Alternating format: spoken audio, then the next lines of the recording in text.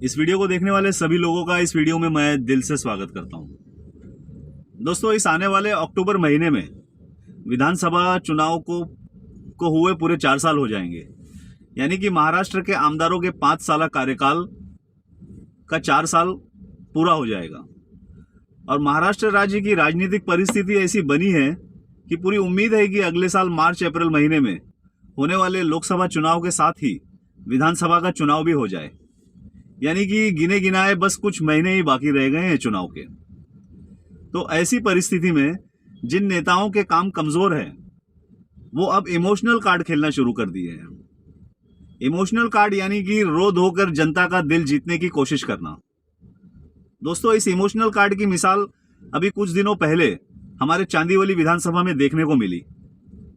अभी कुछ दिन पहले बैल बाजार के क्रांति नगर और संदेश नगर नामक बस्ती के पुनर्वास की एक मीटिंग में पुनर्वास के मुद्दे पर स्थानिक आमदार फूट फूट कर रोने लगे और इनके रोने का ये वीडियो काफी वायरल भी हुआ है। मैं चाहता हूं आप भी थोड़ी सी क्लिप देख लीजिए। माझी लोक वाहून जातात, लहान लहान मुलं तिथे काय होतं परिस्थिती डोळ्यांनी पाहिली होती। पांडुरंगा तू ये रे, पण कुणाला कळत नव्हतं। वस्तू तिथे भगवान जात होते। 2006-5 बघितलं होतं।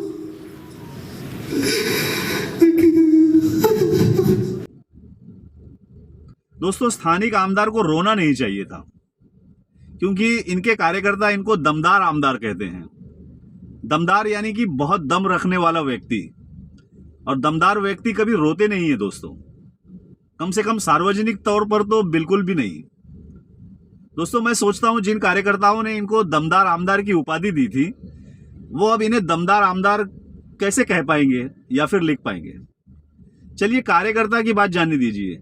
ये जिनको अपना आदर्श नेता मानते हैं, यानी कि शिवसेना प्रमुख माननीय बाल ठाकरे जी, और ये इनके विचारों पर चलने की बात भी करते रहते हैं, उनका क्या कहना था इस रोने धोने पर, जरा आप भी लढायचं नाही, लढायचं, लढायचं नाही, लढायचं। अरे दोस्तों, सुना आपने? माननीय बाल ठाकरे जी का कहना था रडायचं नाही, लढायचं।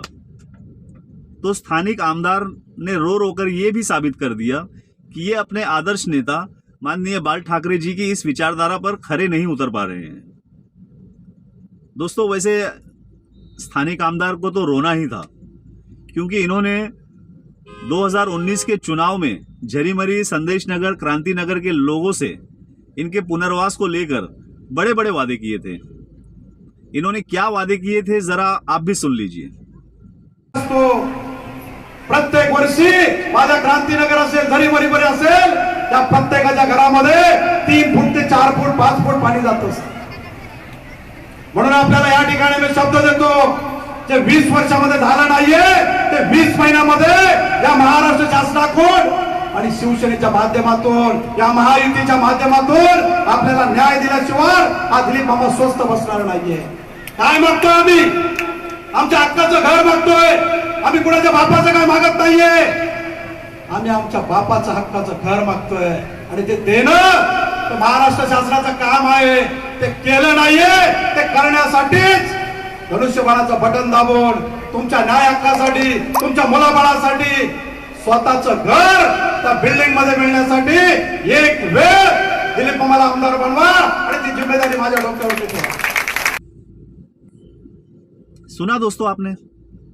स्थानिक आमदार ने 20 महीने में शिफ्टिंग करने का वादा किए थे, पर पूरे 4 साल सरकार में रहने के बावजूद भी ये अब तक लोगों की शिफ्टिंग नहीं करा पाए हैं। और अब इनका जितना कार्यकाल बचा है उसमें झरीमरी, संदेश नगर, क्रांति नगर की पूरी शिफ्टिंग करा पाना नामुमकिन है। अगर ये बहुत कोशिश भी कर ले तो ज्यादा से ज्यादा 500 या 600 घरों की ही शिफ्टिंग करा पाएंगे, जबकि घरों की कुल संख्या लगभग 20,000 है।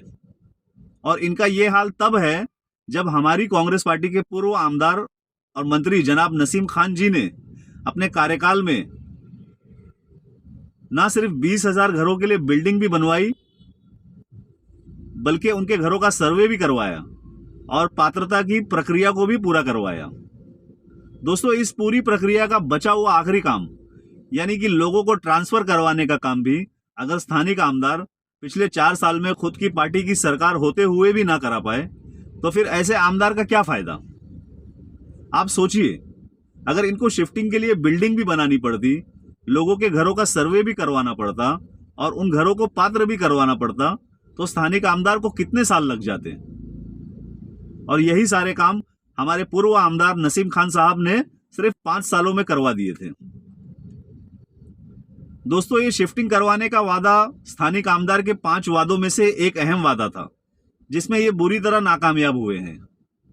इसी तरह ये अपने दूसरे वादे यानी कि हॉस्पिटल बनवाने के वादे में भी नाकामयाब हुए हैं, क्योंकि इनके कार्यकाल के चौथे साल के आखिरी महीनों में इन्होंने हॉस्पिटल के काम का सिर्फ नारियल फोड़ पाए हैं और काम अभी तक शुरू भी नहीं हुआ है। कुल मिलाकर कहें तो इनके कार्यकाल में हॉस्पिटल बनकर तैयार होना नामुमकिन है। दोस्तों इनका तीसरा वादा था कुर्ला अंधेरी रोड कटिंग का। दोस्तों रोड कटिंग इन्होंने शुरू तो किया पर पिछले 4 सालों में सिर्फ 25% ही रोड चौड़ा करवा पाए हैं, जबकि झरीमरी से कमानी तक का एक बड़े पट्टे की रोड कटिंग का काम अभी भी बाकी है। तो कहने का मतलब यह है कि इनके कार्यकाल में रोड कटिंग का काम भी पूरा हो पाना नामुमकिन है। इनका चौथा वादा था चांदीवली विधानसभा में राशन ऑफिस बनवाने का, जिसकी दोस्तों अभी तक कोई भी शुरुआत नहीं हो पाई है, जबकि अपने चुनावी भाषण में इन्होंने इसे 20 महीनों में करने का वादा किया था। मैं चाहता हूं जरा आप भी सुन लीजिए इनके इस वादे को। मैं आपको कहना चाहता हूं, जिस दिन आप मेरे को विधायक बनाएंगे उसी दिन से 20 महीने के अंदर कुर्ला का रेशनिंग ऑफिस सफेद फूल में आप लोग के लिए लेके आ रहा हूं। सुना दोस्तों आपने, 20 महीने का वादा करके इन्होंने 48 महीनों में भी ये राशन ऑफिस नहीं बनवा पाए। खैर, तो कहने का मतलब ये था कि इनके कार्यकाल में राशन ऑफिस भी चांदीवली में बन पाना नामुमकिन है। दोस्तों इनका 5वां वादा था इंग्लिश और उर्दू मीडियम की स्कूल बनवाना। दोस्तों उर्दू स्कूल बनाने का तो अभी तक कोई भी आसार नजर नहीं आता है, और जो एक इंग्लिश स्कूल काजूपाड़ा में बनी है वो भी इनके नगर सेवक के कार्यकाल में बीएमसी ने बनाने की शुरुआत की थी और इनके आमदार के कार्यकाल में मुकम्मल हुई है। तो कहने का मतलब ये है कि इनके आमदार के कार्यकाल में किसी भी नई स्कूल का कोई भी नया काम शुरू नहीं हुआ है। दोस्तों स्थानिक आमदार ने वैसे तो कई वादे किए थे आमदार का चुनाव लड़ते वक्त, पर वो फिर कभी आप लोगों को बताऊंगा। फिलहाल तो मैंने इनके उन 5 वादों की हकीकत आप लोगों को बताई है जिनका अपने भाषण में ये दम भरते रहते हैं। कुल मिलाकर कहूं तो स्थानिक आमदार ने अपने किए हुए कोई भी वादों में से किसी एक वादे को भी पूरा नहीं किया है, और ना ही अब तक ये बता पाए हैं कि अपने आमदार फंड के पैसों से इन्होंने कौन कौन से बड़े काम किए हैं। तो दोस्तों ऐसा आदमी अगर रोएगा नहीं तो और क्या करेगा, आप ही बताइए। दोस्तों ये सारी बातें कहने के बाद बस इन 2 लफ्जों के साथ मैं अपनी बात खत्म करूंगा कि इब्तिदाए इश्क है, रोता है क्या, आगे आगे देखिए होता है क्या। जय हिंद, जय महाराष्ट्र, खुदा हाफिज।